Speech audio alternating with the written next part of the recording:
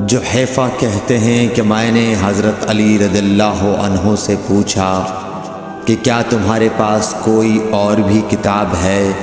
انہوں نے فرمایا کہ نہیں، مگر اللہ کی کتاب قرآن ہے، یا پھر فہم ہے جو وہ ایک مسلمان کو عطا کرتا ہے، یا پھر جو کچھ صحیفے میں ہے۔ میں نے پوچھا اس صحیفے میں کیا ہے؟ انہوں نے فرمایا دیت اور قیدیوں کی رہائی کا بیان ہے، اور یہ حکم کہ مسلمان کافر کے بدلے قتل نہ کیا جائے۔ صحیح بخاری حدیث نمبر 111۔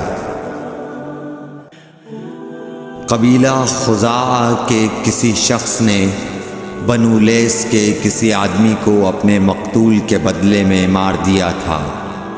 یہ فتح مکہ والے سال کی بات ہے۔ رسول اللہ صلی اللہ علیہ وسلم کو یہ خبر دی گئی۔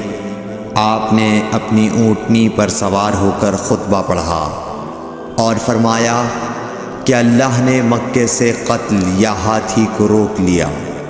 امام بخاری رحمۃ اللہ علیہ فرماتے ہیں اس لفظ کو شک کے ساتھ سمجھو۔ ایسا ہی ابو نعیم وغیرہ نے القتل اور الفیل کہا ہے۔ ان کے علاوہ دوسرے لوگ الفیل کہتے ہیں۔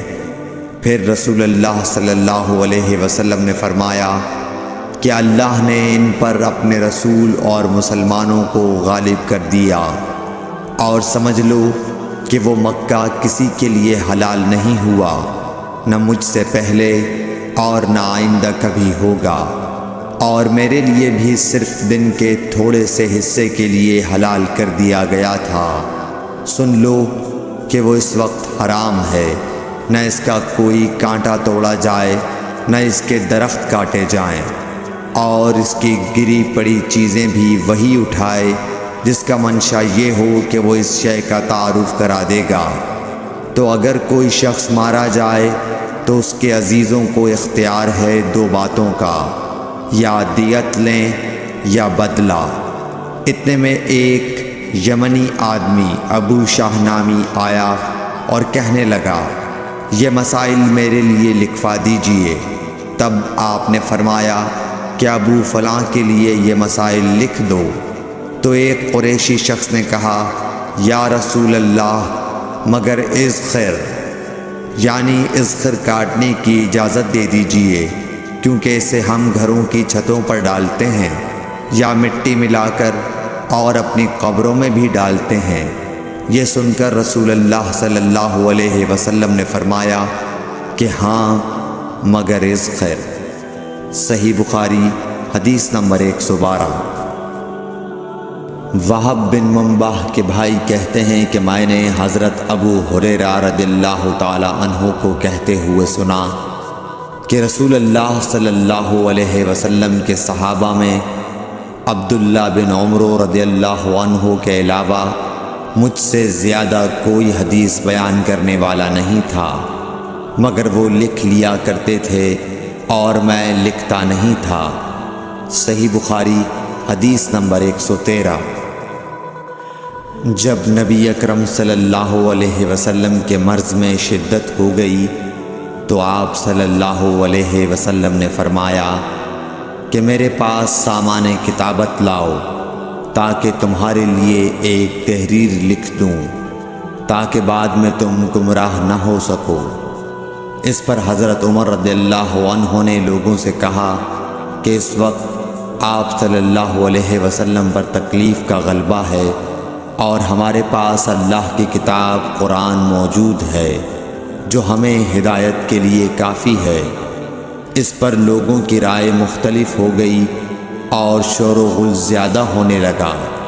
آپ صلی اللہ علیہ وسلم نے فرمایا میرے پاس سے اٹھ کھڑے ہو، میرے پاس جھگڑنا ٹھیک نہیں۔ اس پر ابن عباس رضی اللہ عنہ یہ کہتے ہوئے نکل گئے کہ بے شک مصیبت بڑی سخت مصیبت ہے، وہ چیز جو ہمارے اور رسول کے اور آپ کی تحریر کے درمیان حائل ہو گئی۔ صحیح بخاری حدیث نمبر 114۔ ایک رات نبی کریم صلی اللہ علیہ وسلم نے بیدار ہوتے ہی فرمایا کہ سبحان اللہ، آج کی رات کس قدر فتنے اتارے گئے ہیں اور کتنے ہی خزانے کھولے گئے ہیں۔ ان حجرے والیوں کو جگاؤ، کیونکہ بہت سی عورتیں جو دنیا میں باریک کپڑا پہننے والی ہیں وہ آخرت میں ننگی ہوں گی۔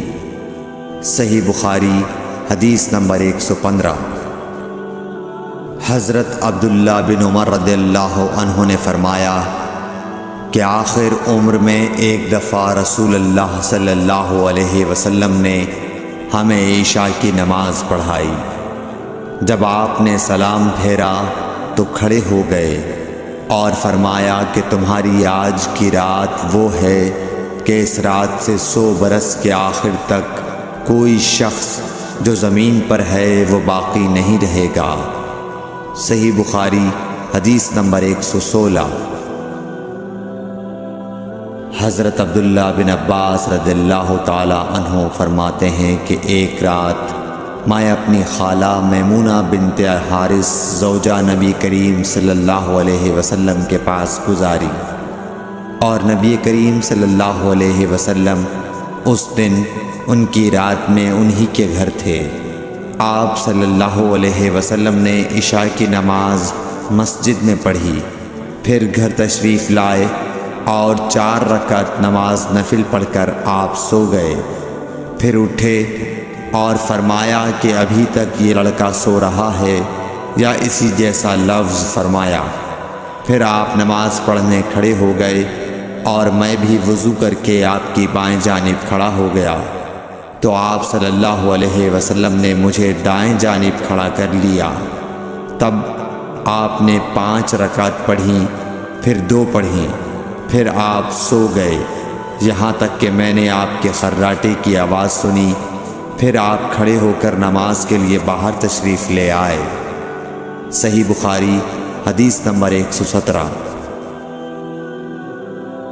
حضرت ابو ہریرہ رضی اللہ تعالیٰ عنہ کہتے ہیں کہ لوگ کہتے ہیں کہ ابو ہریرہ بہت حدیثیں بیان کرتے ہیں، اور میں کہتا ہوں کہ قرآن میں 2 آیتیں نہ ہوتیں تو میں کوئی حدیث بیان نہ کرتا۔ پھر یہ آیت پڑھی جس کا ترجمہ یہ ہے، جو لوگ اللہ کی نازل کی ہوئی دلیلوں اور آیتوں کو چھپاتے ہیں، آخر آیت رحیم تک۔